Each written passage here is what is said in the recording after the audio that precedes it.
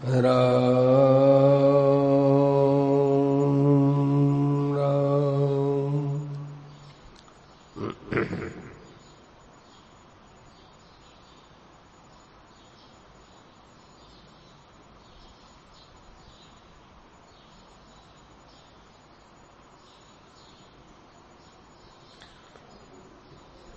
राम राम राम।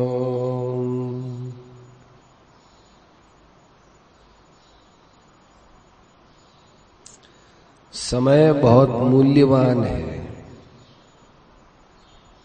बहुत थोड़ा मिला है।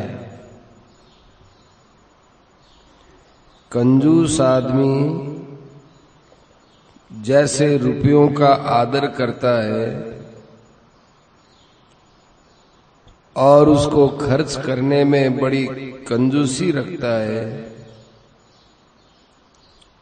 उस कंजूस आदमी की कंजूसी से हम लोगों को समय के खर्च में शिक्षा लेनी चाहिए। समय एक परिमित धन है, बहुत थोड़ा सा धन है। समय के समान या समय के बराबर की कोई चीज नहीं है।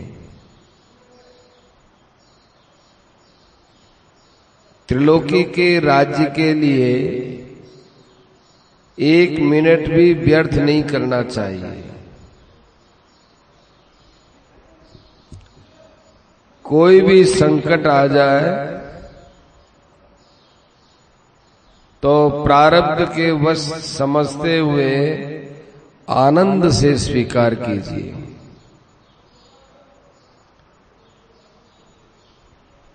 संकट को स्वीकार करने से आत्मबल बढ़ता है। जैसे कोई बीमारी लग गई तो उसको प्रेम से सहो, उपचार पूरा करो, पथ्य परहेज पूरा करो, उसमें कोई कोर कसर मत आने दो। फिर भी यदि बीमारी नहीं जाती है तो आनंद से उसको सहन करते रहो।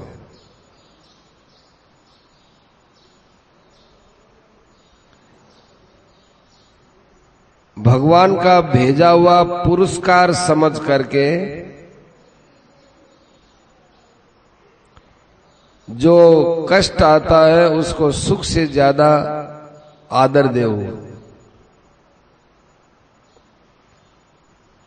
दुख का आदर सुख से ज्यादा करो।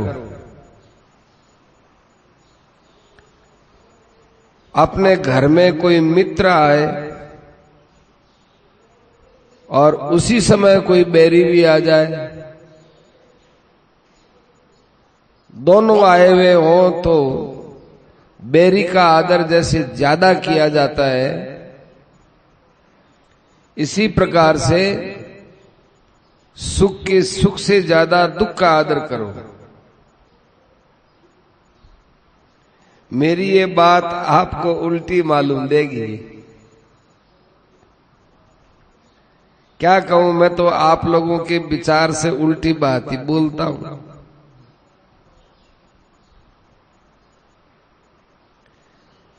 मनुष्य को ध्यान में रखना चाहिए कि सबसे बड़ा बैरी तो मेरे अंदर स्वार्थ की भावना है, यही है बैरी, सबसे बड़ा बैरी। पहले स्वार्थ को मारो।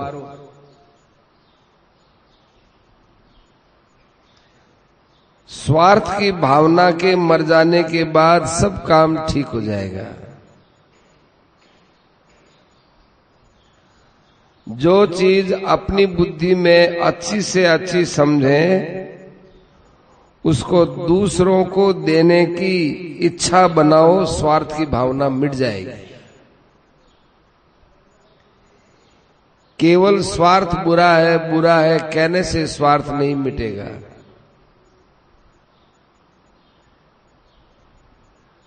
आप दूसरों को देखकर देखो फिर स्वार्थ मिटता है कि नहीं।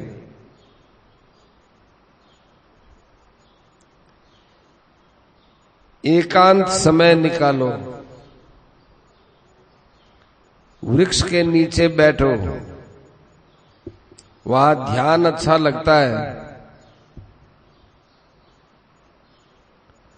दूसरे आदमी यदि आ जाए तो उनको प्रेम से बैठाओ और धीरे से वहां से उठकर दूसरी जगह चले जाओ। आपको और ज्यादा ध्यान लगेगा। आपके पास जितनी भी आराम की सामग्री है उसको दूसरे के लिए त्यागने की भावना रखो और शक्ति को जागृत करो।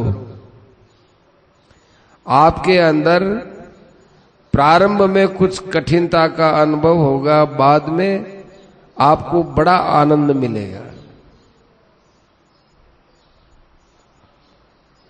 अपना लौकिक सत्व और पारलौकिक सत्व त्याग दो और उस त्याग का फल भी नहीं चाहो, उस त्याग का भी त्याग कर दो और अपने मन में ये मत आने दो कि हमने त्याग का भी त्याग कर दिया है। फिर देखो आपके अंदर कैसी आनंद की लहरें दौड़ती हैं।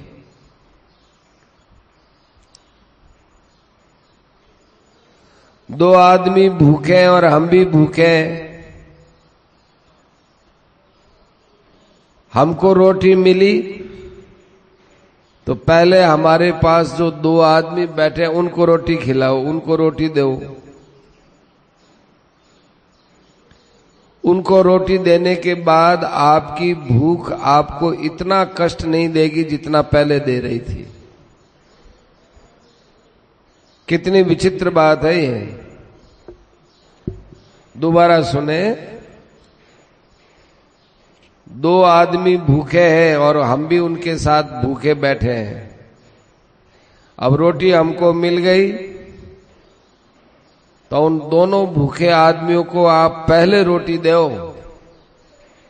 अब आपके अंदर भूख इतनी कष्टदायक नहीं होगी।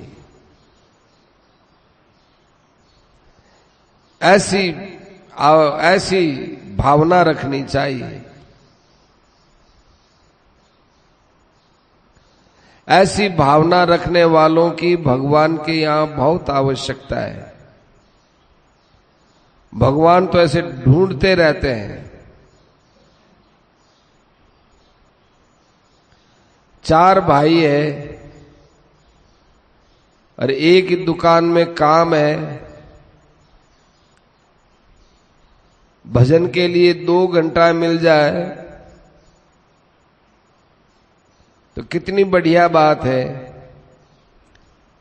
जो भाई दुकान खोलने जाए कि भैया तू दुकान पहले खोल ले, हम पीछे से भजन करने के बाद आ जाएंगे। वो पहले दुकान में गया हुआ सोचता है कि भाई आने की बात कहे थे, कब आए, कब मैं जाऊं, घर में जाऊं और कब मैं भजन करूं, कब मैं भजन करूं। तो ये जो उसके मन में दुकान में बैठे बैठे लालसा हो रही है वो भजन हो रहा है। उसको तो लगता है कि मैं दुकान खोल के बैठ गया और अभी भजन नहीं हो रहा है, पर उसका भजन चालू हो गया। जब दूसरा भाई आकर बैठा, उसका तो पहले भजन घर में हो गया और अब वो दुकान पर आकर बैठा है।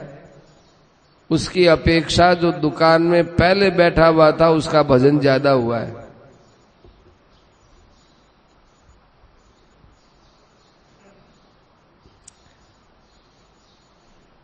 भगवान की प्राप्ति में किसी का भी दबाव सहन मत करो।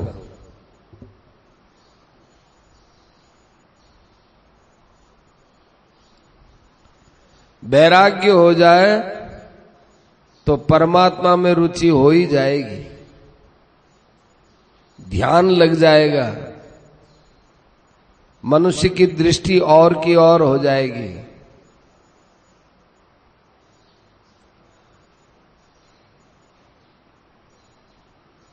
पंडित जी और मैं और एक दो व्यक्ति खूब वैराग्य में डूब करके तितिक्षु होकर के साधन करें तो हमारा भी बहुत बड़ा लाभ हो सकता है। जो व्यक्ति तत्पर हो वैराग्य के लिए, खूब तैयार हो और कमजोरी का नाम नहीं है, इस काम में सहायता करें तो बहुत बड़ा लाभ होगा।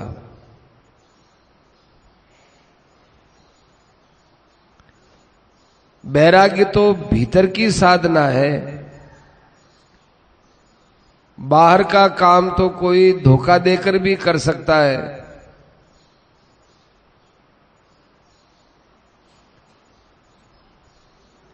परंतु ये अंदर का वैराग्य है, इसमें कहीं धोखा नहीं हो सकता।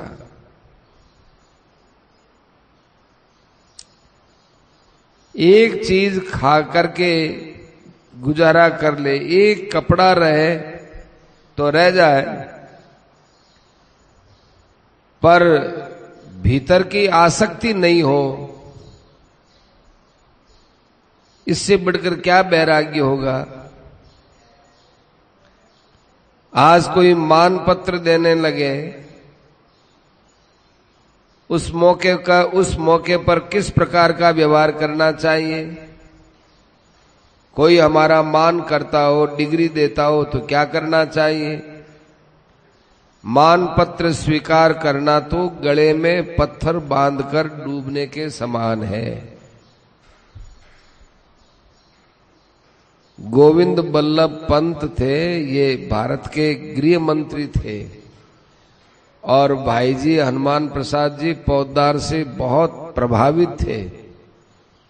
उन्होंने कहा कि भाई जी हम आपको भारत रत्न की उपाधि देते हैं।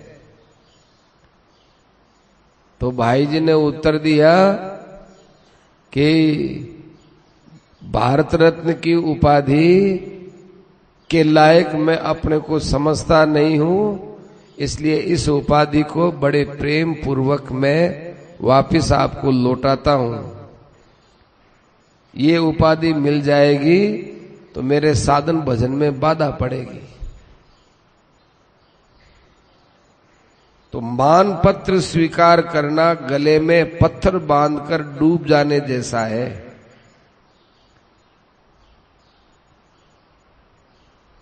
कोई हमारा खूब मान करता हो तो उसका विरोध करना अच्छा है। इस समय तो यही चाल है कि लोग हमारी बड़ाई करें, जो हमारे में गुण नहीं है तभी उन गुणों को भरें, कहें। हमको देख सुनकर बड़ा आश्चर्य होता है, ऐसे लोगों की क्या दशा होगी। इसलिए आपसे ये कहना है कि संसार में खूब सावधान रहो और वैराग्य की भावना से रहो। हम जो व्याख्यान देते हैं कि अपने आप को खूब वैराग्य और त्याग की वृत्ति में मस्त रखें, तो हमको भी चाहिए कि बार बार वैराग्य का जोश आना चाहिए। यदि नहीं आता है तो भगवान के सामने एकांत में बैठकर रोए, हृदय से रोए। जैसे बच्चा मां को पकड़कर रोता है, ऐसे भगवान को सामने रखकर खूब रोए तो भगवान को सब व्यवस्था करनी पड़ेगी।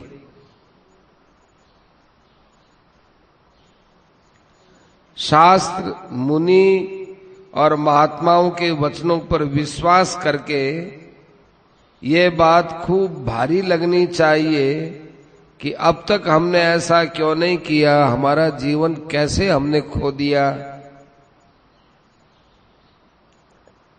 ऐसे विचार करना चाहिए। हमको कई भाई कहते हैं कि हम कई बार ऐसा प्रयास करते हैं लेकिन हमारा जोश उतर जाता है। हम उनसे पूछते हैं कि ये कोई बुखार थोड़ा ही जो उतर जाता है।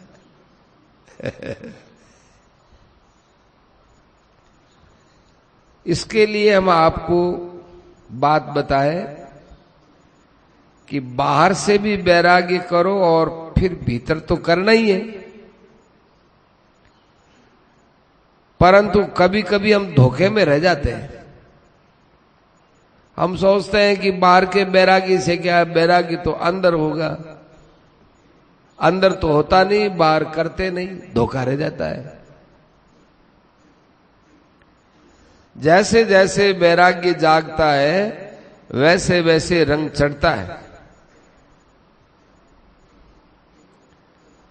उस समय तो बड़ी सुहावनी घड़ी आ गई कि मन में आया कि जिसे जाना हो वो जाए।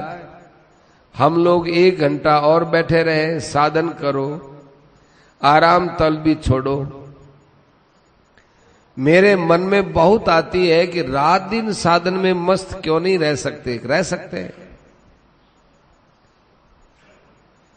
कोई भी मन में बात आए तो अड़ंग बड़ंग स्वाहा। लेख लिखने वाले व्याख्यान को लिख कर दे दे, हम लोग ध्यान में रहे, ऐसी मन में आती है। व्याख्यान देने में माने एक लेख लिखा दे और वो लोगों को सुना दे, अपने भगवान के ध्यान में मस्त रहे, ऐसी मन में आती है। ध्यान की मस्ती में जो बात आ जाए वो 1 घंटा बहुत है। व्याख्यान सब समय एक साथ थोड़ा ही होता है। 2 घंटे की जोश की बात सुनकर एक समय वैराग्य उपरामता होने के बाद भी ज्वर की तरह उतर जाए तो फिर क्या जोर चले। वहीं तो हम लोगों को जोर दिखाना है कि वो जोश खत्म नहीं हो, तन में मन में लगन लग जाए। बाहर का भी परहेज रखें। इंद्रियों को घोड़े की लगाम की तरह कस कर रखें। जिह्वा, त्वचा और नेत्र, इन 3 इंद्रियों को खूब वश में रखें।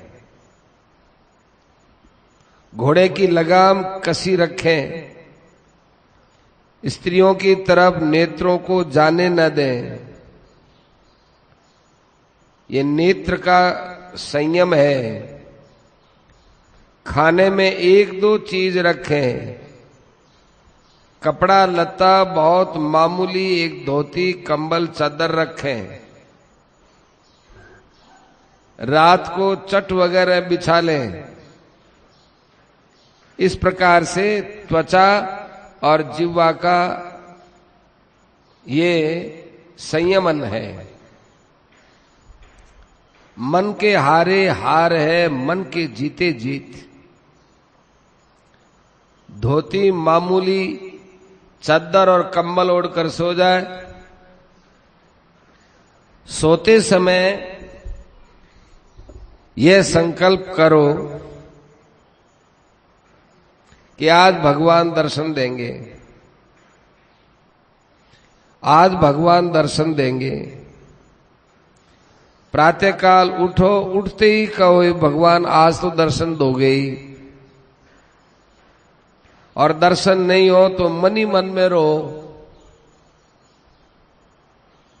हे नाथ क्यों नहीं आए, क्या कारण है, मेरे से अपराध हो गया, मैं तो अपराधी हूं। धर्मात्माओं को तो आप सदा ही मिलते हो, कभी मेरे जैसे अपराधी को भी आप दर्शन दो, फिर भी महाराज मैं तो क्षमा ही मांग सकता हूं, मैं क्या उपाय करूं, मरूं, गड़ूं या जलूं, जैसे कैसे आपका दर्शन करूं? ऐसे विरह में व्याकुल हो जाए, मरूं, गड़ूं, जलूं, क्या करूं? भगवान के विरह में ऐसे व्याकुल हो जाओ कि लोग समझेंगे तो चाराना पागल हो गया।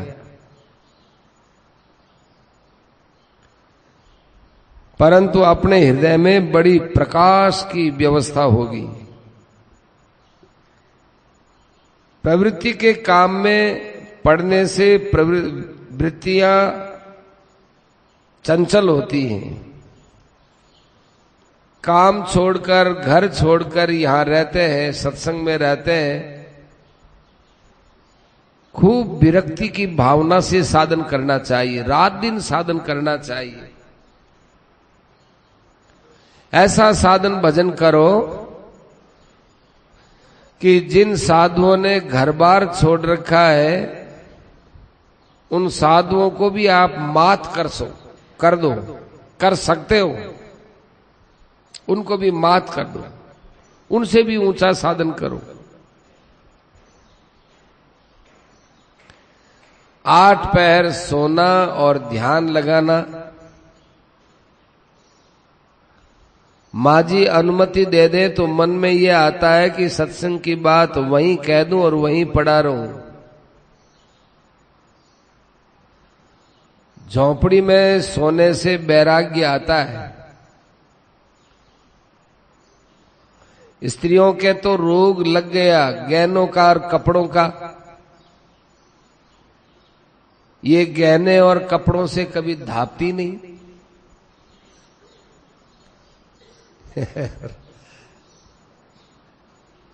गहने और कपड़े यहीं रह जाएंगे। बचपन से ही कान भरा जाता है।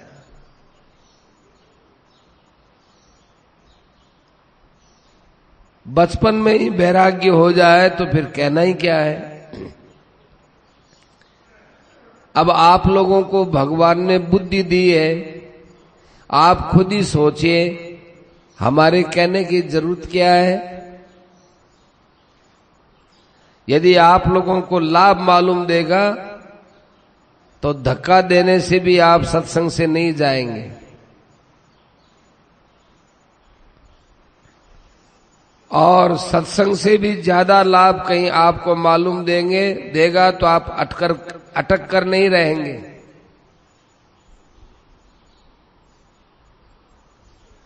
दूसरों के लाभ की भावना रखनी तो छोटी भावना है। इसमें तो मेरा स्वार्थ है, दूसरे का नुकसान नहीं है। किसी को लाभ मालूम दे तो करो, नहीं तो चले जाओ। माने सत्संग के द्वारा उसको लाभ होगा, ये दूसरे की जो लाभ की भावना ही कोई बढ़िया नहीं है। संसार के काम में तो दूसरे के हित की बात करनी, लेकिन सत्संग में देखें कि सत्संग में जाने से इनको लाभ होगा, सत्संग में जाने में इनको लाभ होगा, सत्संग में जाने से इनको लाभ होगा, सत्संग में जाने से मेरे को इतना लाभ थोड़ा ही होगा। ऐसा जो सोचते हैं ये गलत है। दूसरों के लाभ की भावना रखनी तो छोटी भावना है। किसी को लाभ मालूम दे और जगह तो चले जाओ। दूसरों की बात क्या है, मेरे मन में तो आता है कि मैं तो हरि कृष्ण और शिवदयाल को भी नहीं कहता हूं कि तुम यहीं रहो। दोनों भाई हैं, भाई जी की, सेठ जी की। मेरे तो चाहे घर के सभी लोग चले जाएं, चाहे उनके आपत्ति हो तो सभी लोग रह जाए, मेरे कोई आपत्ति नहीं है। जाओ तो जाओ, रहो तो रहो। भले ही वहां हर्जा हो, जिसको भी जाना हो मैं नहीं रोकता, परंतु इतना जानता हूं कि अच्छी गति साधन भजन करने से होगा। मैं तो स्वार्थी हूं, किसी का उद्धार हो या नहीं हो, मेरी ऐसी क्रिया हो तो उसे देख देख कर मैं मुग्ध हो जाऊं और मेरी क्रिया देखकर प्रभु प्रसन्न रहे, और कोई चीज किसी की मांगनी करनी है नहीं। बस इसी का नाम साधन है। उस लीलामय की लीला में शामिल हो जाओ, किसी लीला के ध्यान में डूब जाओ। अपनी क्रिया भी उसी तरह लीलामय हो जाए। दुनिया चाहे कुछ भी समझे, हमको दुनिया से क्या मतलब है, दुनिया को रिझाने की आवश्यकता नहीं है। उस एक को रिझाने की आवश्यकता है। अरे ये दुनिया तो वेश्या के नाश से रीझ जाती है, इस दुनिया को क्या रिझाए? ये दुनिया वेश्या के नाश से रीझ जाती है, और ईश्वर है वो ऐसे नहीं रीझते हैं। यदि हमारे व्यवहार से दुनिया रीझ गई तो वेश्या वाला काम है। हमें किसी की आवश्यकता नहीं, सब अपनी अपनी सोचें। हमारे तो स्वार्थ की बात है, साफ साफ कहता हूं। स्वार्थ करके छोटा क्यों बने, स्वार्थी बने। और सबसे बड़ा स्वार्थ क्या है? सत्संग के द्वारा सबका कल्याण हो जाए। हमको तो कोई स्वार्थी कहे तो अच्छा लगता है, बनिया गृहस्थ स्वार्थी ऐसा कहे तो अच्छा है। हमको कोई कहेगी ये तो भगत है, ये तो संत है, तो ये हमारे लिए सहना भारी पड़ता है।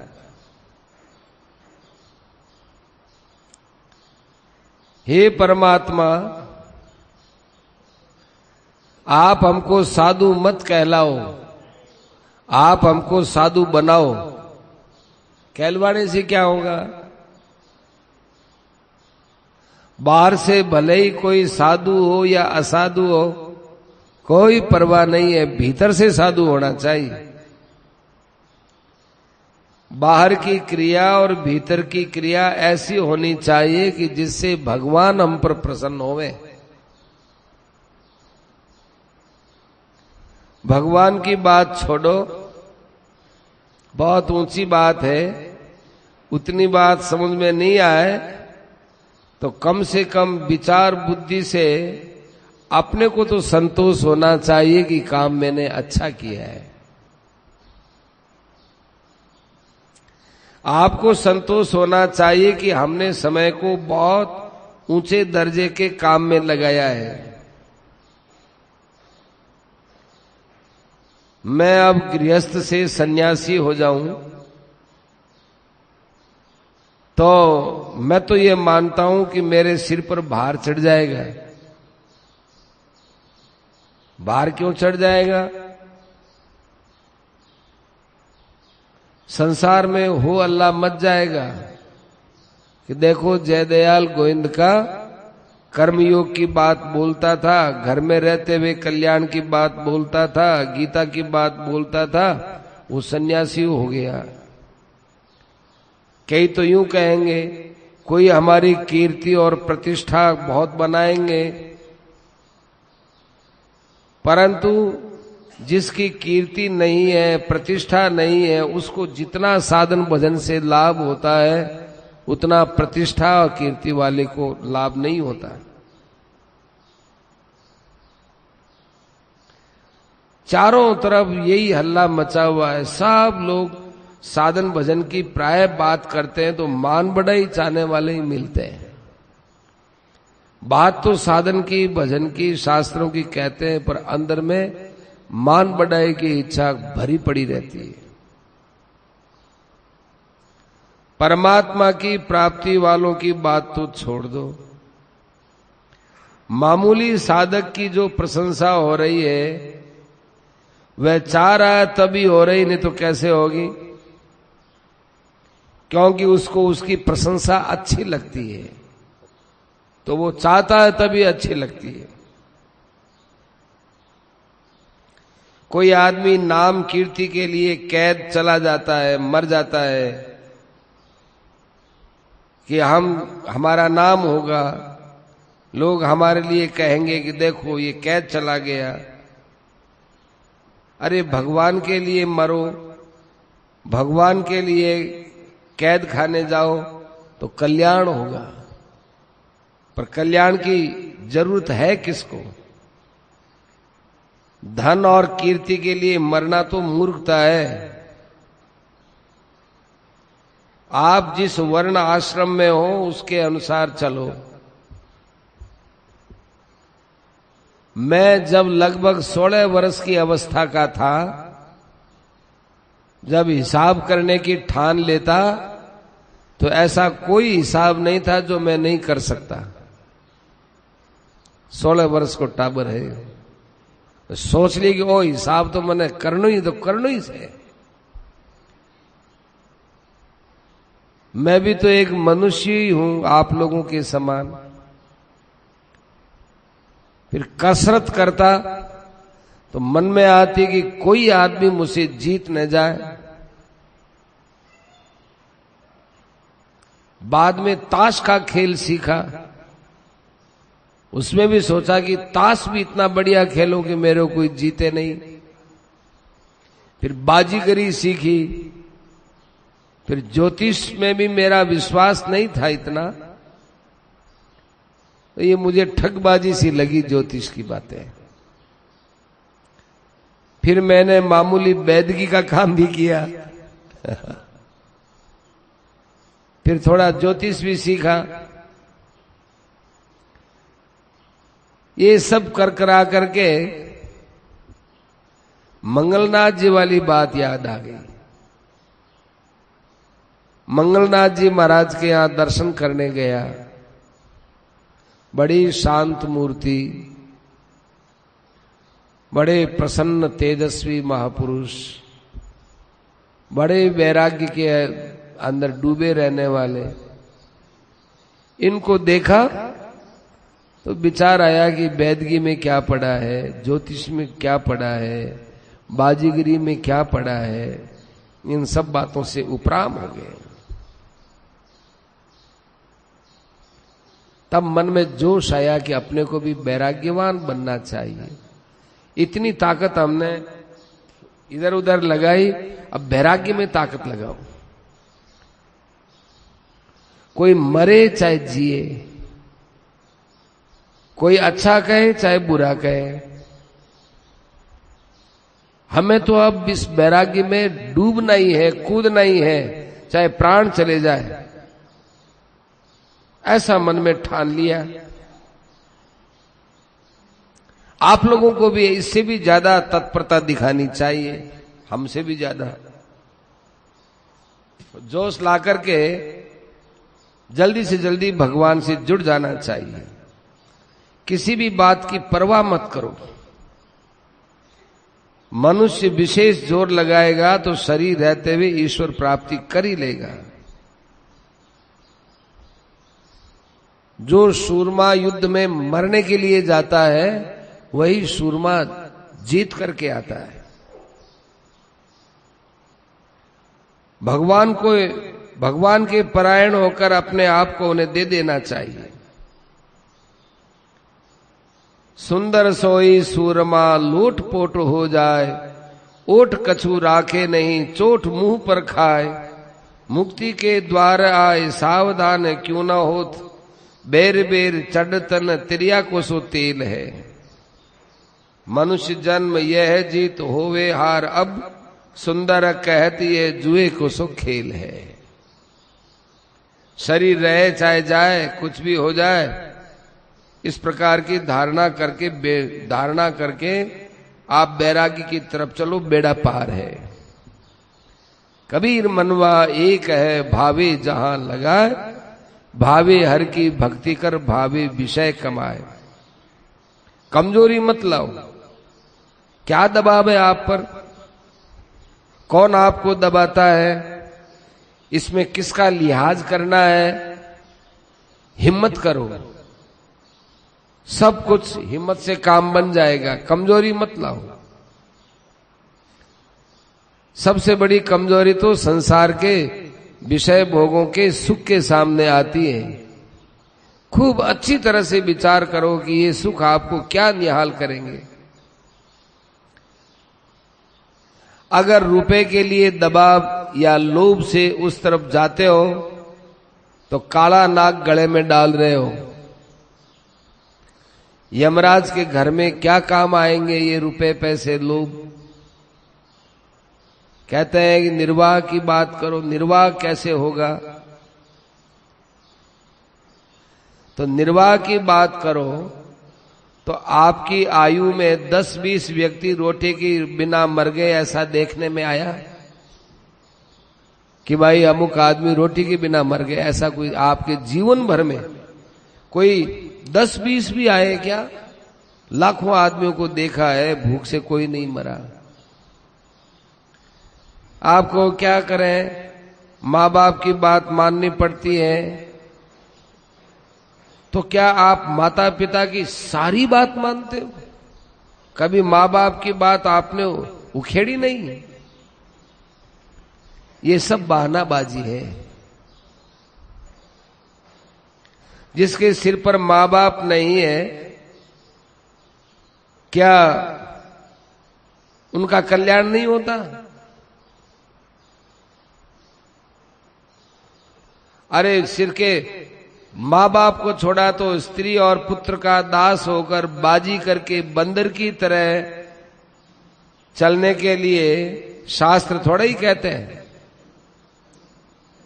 ये तो आपकी बनाई हुई कमजोरी है। क्या करें, स्त्री हमको ऐसा बोलती है, बेटा हमको ऐसा बोलते हैं, तो आप उनके सामने बंदर की तरह नाचते ही क्यों? ये आपकी कमजोरी है। आपको अच्छा लगे वो करो। स्त्री पुत्रों को आपको रोकने का कोई अधिकार नहीं। आपको क्या चाहिए पहले ये तो टटोलो। आप चाहते क्या हो? संसार में आपको क्या मिला और क्या मिलेगा और किसकी आशा है? आपको क्या चाहिए? तुम्हारे 3 पैसे की खुराक है। एक एक 2-2 कपड़े में आयु बिता देते हैं। बिता दो। स्त्री पुत्र भी ऐसे ही बिताए, नहीं तो मांगो और खाओ। निषिद्ध कर्म न करते हुए मांग कर भी निर्वाह करना आत्म कल्याण के क्षेत्र में मनाही नहीं है। कुछ तो साहस बटोरो। संसार के भोगों का, स्त्री पुत्रों का और किसी का दबाव मानने की कोई आवश्यकता नहीं। पहले ये काम करो, फिर दूसरे काम देखे जाएंगे। समय मिलेगा देखे जाएंगे। अरे हजारों पाप करने में आदमी डरता नहीं है। अपने परमात्मा की प्राप्ति में लगे। कोई अपराध है? यदि है तो कोई बात नहीं, इस अपराध को सह लो। हजारों अपराध जीवन में किए, एक अपराध यही सही। आप लोग अपने परिवार वालों को कह सकते हो कि मेरा काम तुम लोगों को अच्छा लगता हो तो तुम भी करो, और यदि बुरा लगता है तो मुझे बाधा क्यों देते हो? वन में धृतराष्ट्र और गांधारी तपस्या करने गए। उस समय पांडवों ने उनके सामने बहुत विनती की, पर धृतराष्ट्र और गांधारी ने कहा कि अब हमको भजन में बाधा मत डालो। पांडव भी समझ गए। आलसी, अकर्मण्य ये भावना मत रखो। कमर बांधकर तत्पर हो जाओ।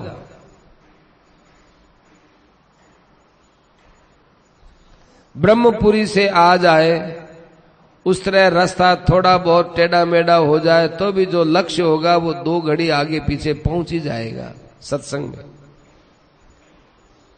खूब तेजी के साथ चलो। समय बहुत थोड़ा है। लाख रुपए का हीरा 90,000 में भी नहीं बेचना है।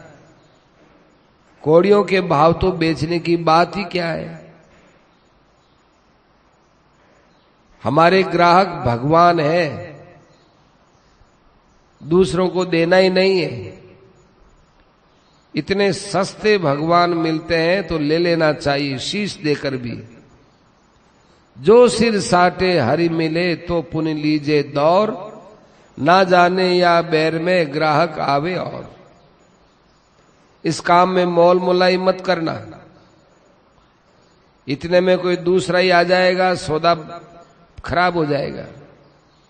बढ़िया सौदा बनाओ, बढ़िया मौका मिला है, देश काल किसी की भी कमी नहीं है, भाग्य भी बड़ा अच्छा है, गंगा किनारा है, गंगा रेणु है, हवा कितनी सुहावनी है, इतनी बढ़िया सत्संग है, इतने सुगमता के साथ भगवान मिलते हैं, फिर भी ऊंखड़ी में सिर देकर धक्का खा रहे हो, रात दिन जोर से साधन में नहीं लगते हो, तो उसका कौन क्या करे।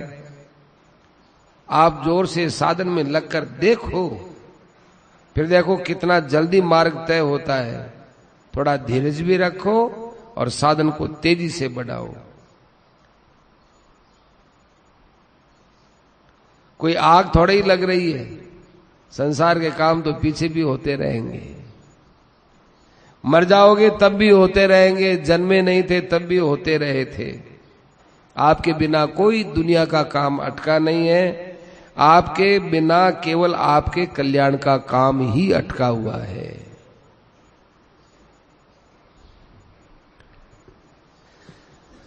राम राम राम।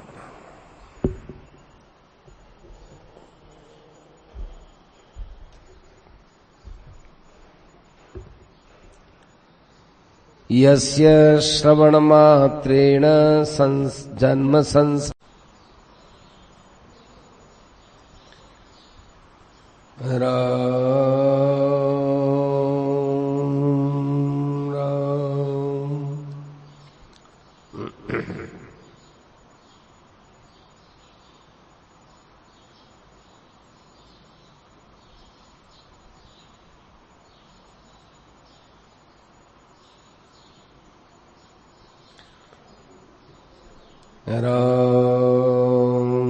राम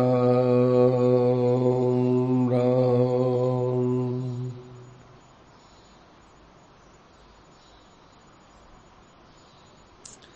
समय बहुत मूल्यवान है, बहुत थोड़ा मिला है।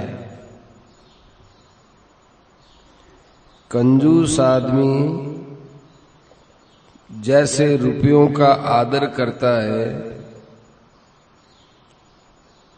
और उसको खर्च करने में बड़ी कंजूसी रखता है, उस कंजूस आदमी की कंजूसी से हम लोगों को समय के खर्च में शिक्षा लेनी चाहिए। समय एक परिमित धन है, बहुत थोड़ा सा धन है। समय के समान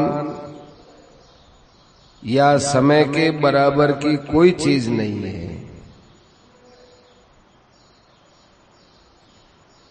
त्रिलोकी के राज्य के लिए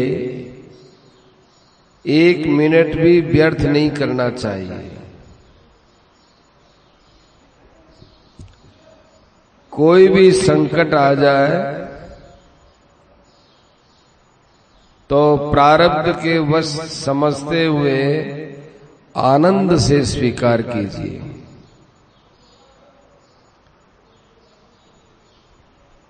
संकट को स्वीकार करने से आत्मबल बढ़ता है। जैसे कोई बीमारी लग गई तो उसको प्रेम से सहो, उपचार पूरा करो, पथ्य परहेज पूरा करो, उसमें कोई कोर कसर मत आने दो।